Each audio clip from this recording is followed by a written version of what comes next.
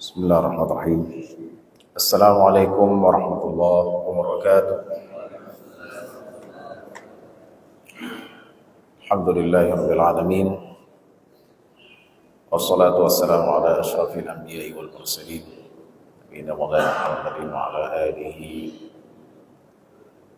wa sahbihi ajma'in. Subhanaka la ilma lana illa ma 'allamtana innaka antal alimul hakim. ولا حول ولا قوة إلا بالله العلي العظيم أما بعد.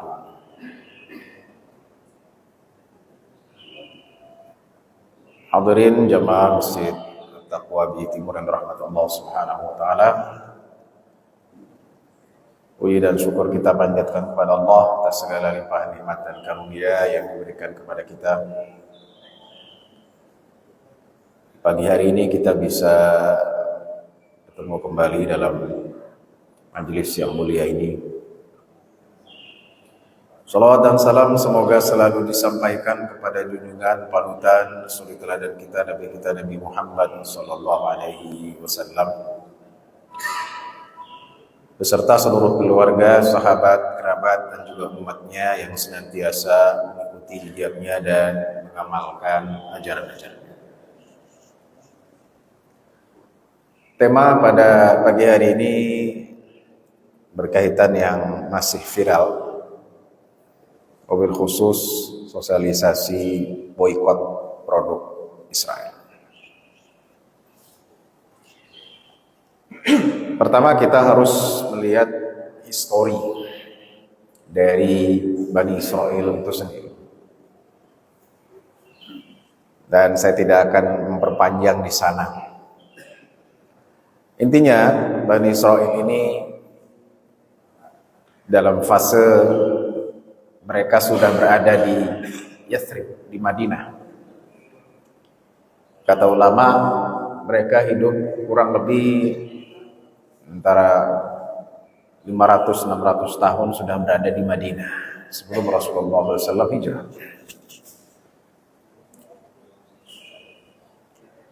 Dan selama itu pula mereka berinteraksi dengan bangsa lain, yaitu orang Arab. Ya, jadi walaupun mereka tinggal di Arab, tapi mereka merasa diri mereka lebih daripada bangsa lain. Ya, waktu saya belajar protokol Zionis, itu disebutkan, engkau adalah bangsa pilihan Allah. Dan bangsa lain adalah bangsa yang rendah. Jadi mereka meyakini bahwa umat selain Yahudi itu rendah, mereka di atas.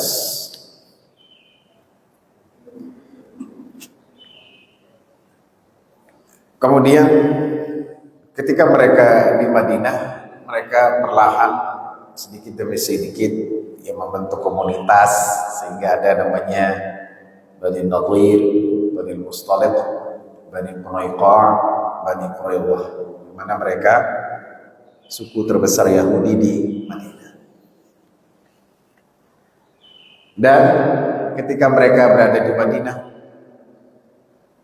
ya, makin kesini mereka menguasai perekonomian. Telisik selidik ternyata mereka menerapkan riba, yaitu meminjamkan uang tetapi dengan bunga. Jadi kalau minjamnya 100.000, ya, dalam tempo setahun bunganya per bulan 20.000. Dan itu mereka terapkan. Ya, protokol Zionis kedua,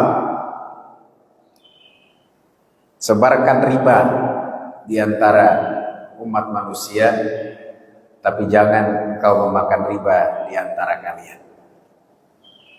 Ya, ini saya belajar dulu guru saya, dia rahimahullah ta'ala, ahli di bidang akidah, menulis juga tentang perbandingan agama dan juga menulis tentang protokolis Zionis atau Sohaina. Ada yang mengatakan Zionis itu beda, Tapi secara besar mereka adalah Yahudi. Ya. Mau garis keras, garis gak keras, ya, garis tengah, poros tengah atau poros kanan atau kiri.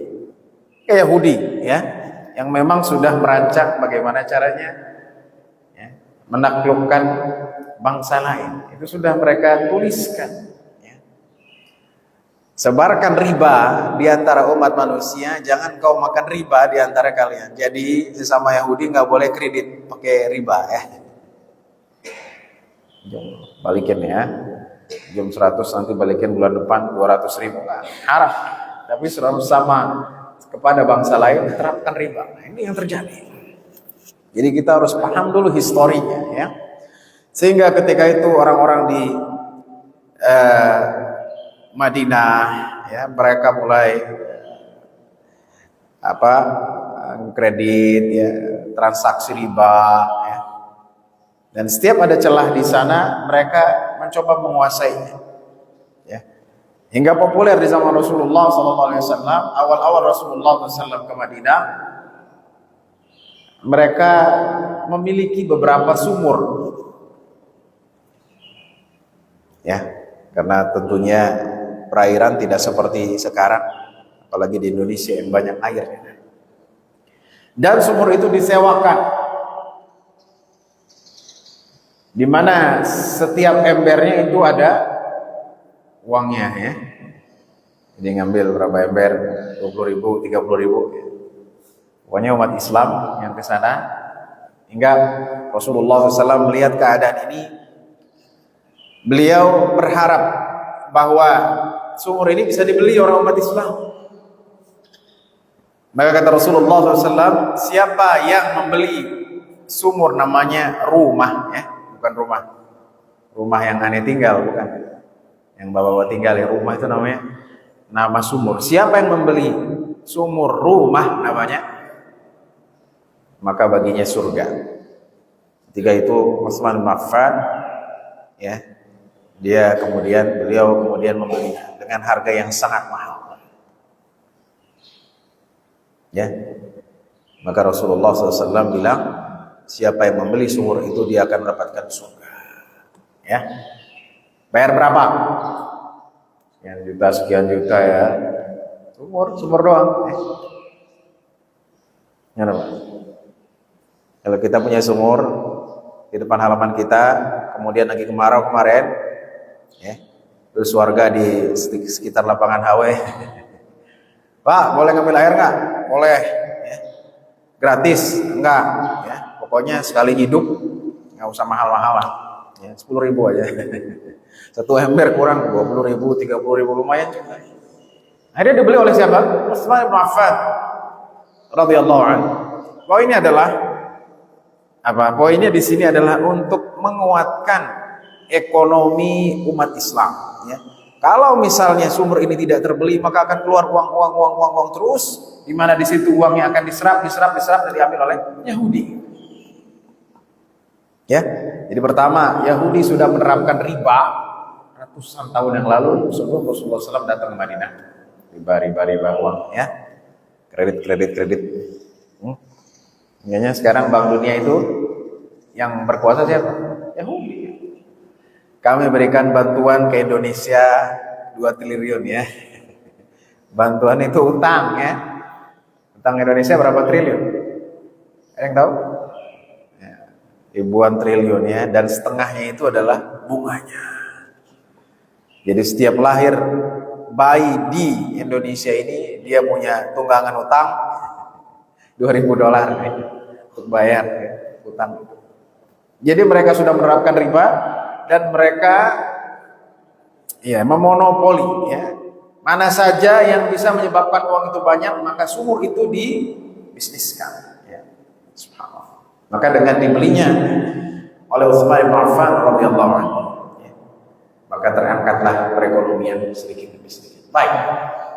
Jadi itu historinya, ya. Sehingga mereka bisa kuat. Dari mana uangnya? Dari mana uangnya? Dari monopoli. Mereka bisa eksis hingga terjadilah perjanjian di Madinah, tapi mereka melanggarnya. Setiap kali berjanji setiap kali berjanji melanggar. Jadi kalau ada umat Islam, ngapain sih ente? Ya, Hamas rese banget ya. Udahlah damai, ya. Gak usah begitu. Al-Quran yang bilang. Coba lihat di satu. Awakullama ahadu ahdan, nabatahu fariqun minhum, bal aktsaruhum la yu'minun. Bukan kata manusia. Setiap kali mereka membuat janji, mereka sendiri yang melanggar. Mau perjanjian apa? Camp David, Tel Aviv. Siapa yang melanggar? Baik. Nah, kaitannya dengan boikot produk Israel ini sebenarnya sudah lama.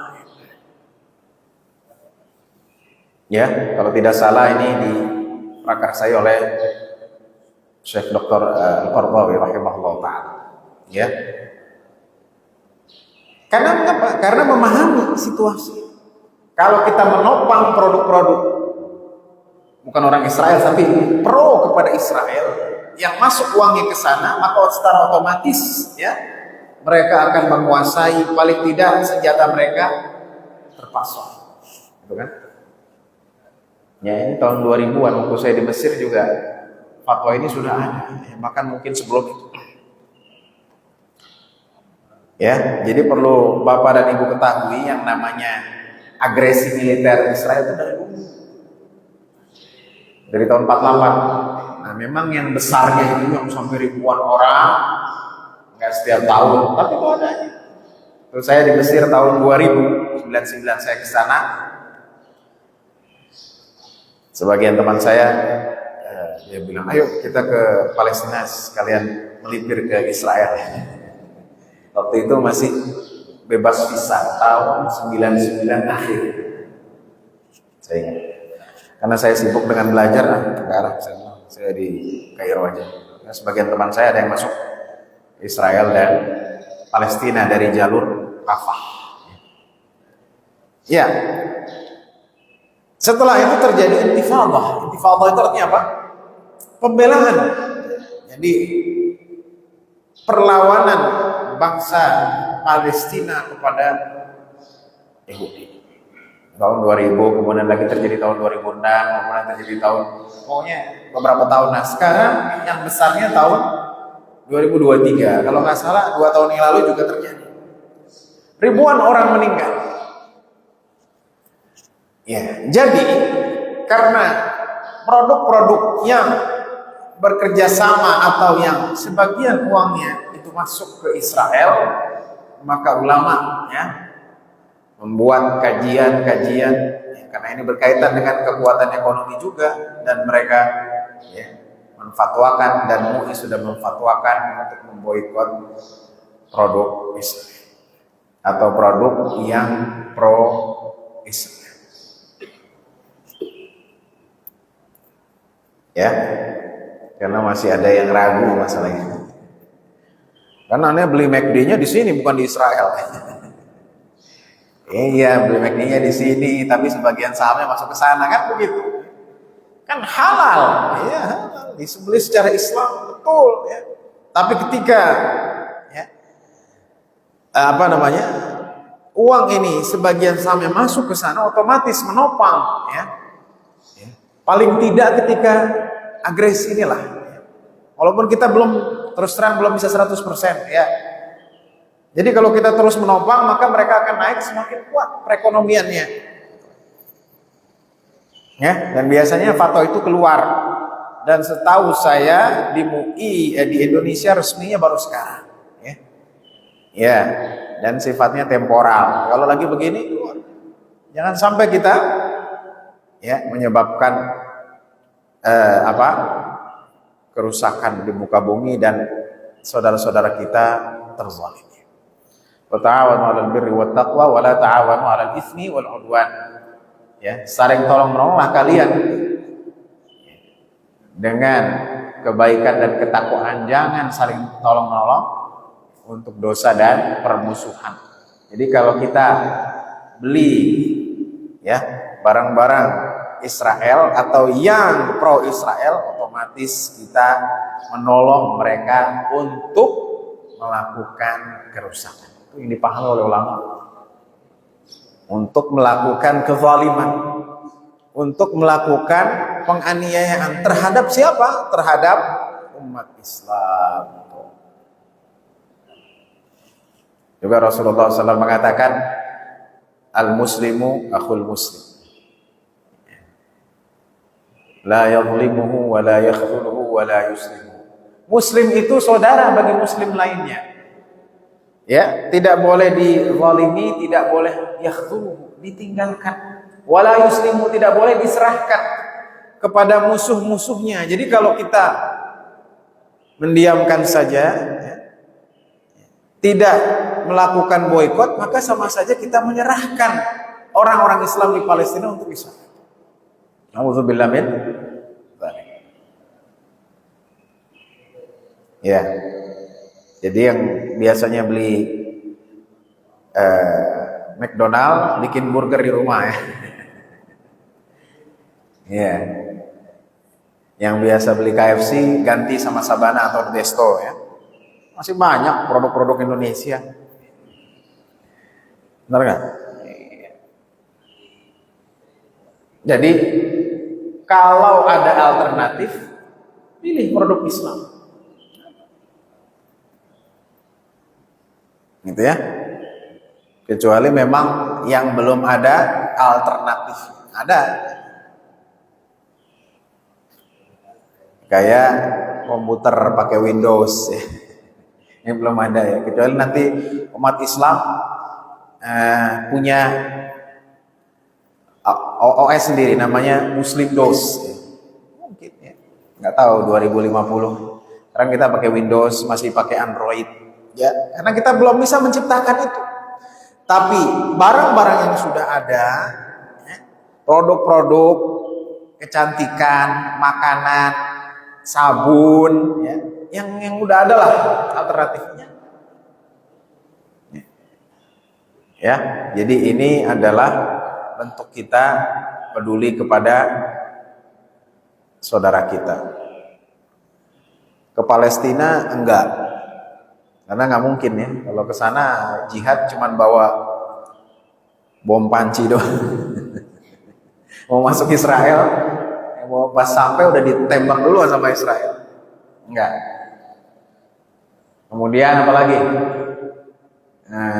Bantu uang juga enggak punya Ustaz, ya, enggak juga, ya. Doa juga jarang juga. Boikot juga enggak juga. Paling enggak boikot, ya. Jadi ini pengaruh, sangat mempengaruhi, ya. Ingat kan waktu Ronaldo diliput. Ronaldo ini, ya, walaupun dia non Muslim, tapi dia pro kepada Palestina.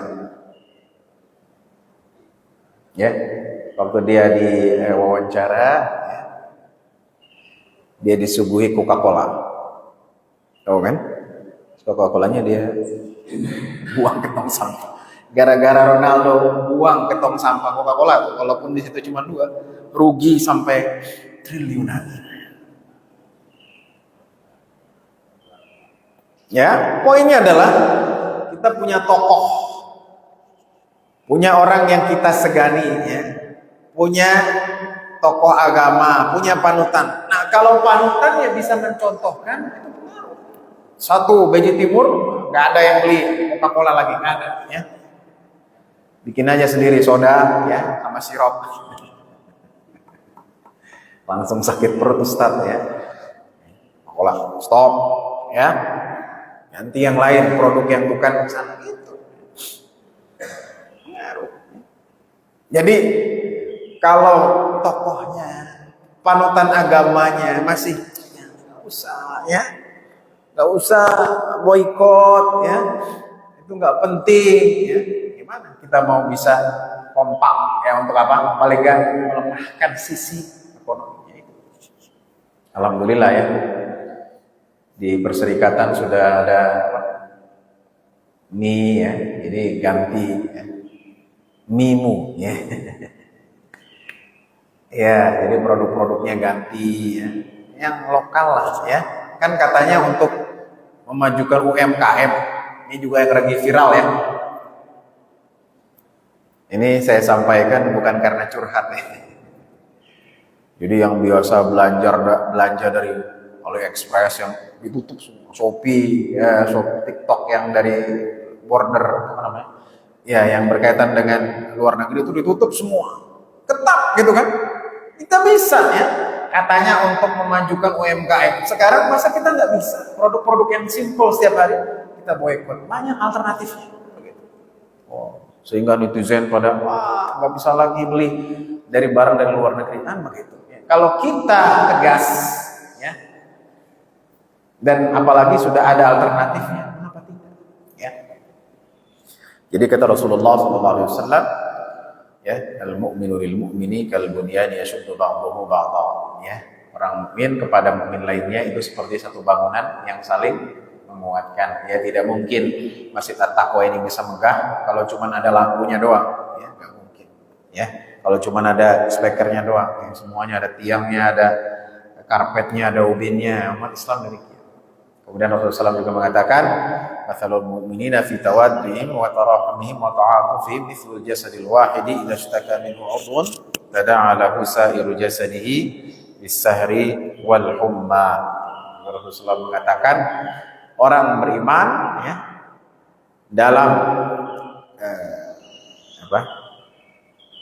seperti satu jasad, ya, dalam kerjasamanya, dalam empatinya, ya, dalam kasih sayang. Kalau ada satu jasad sakit, ya, satu anggota tubuh sakit, maka yang lain merasakan sakit. Kalau kepala kita sakit, apakah yang lain bisa diam aja?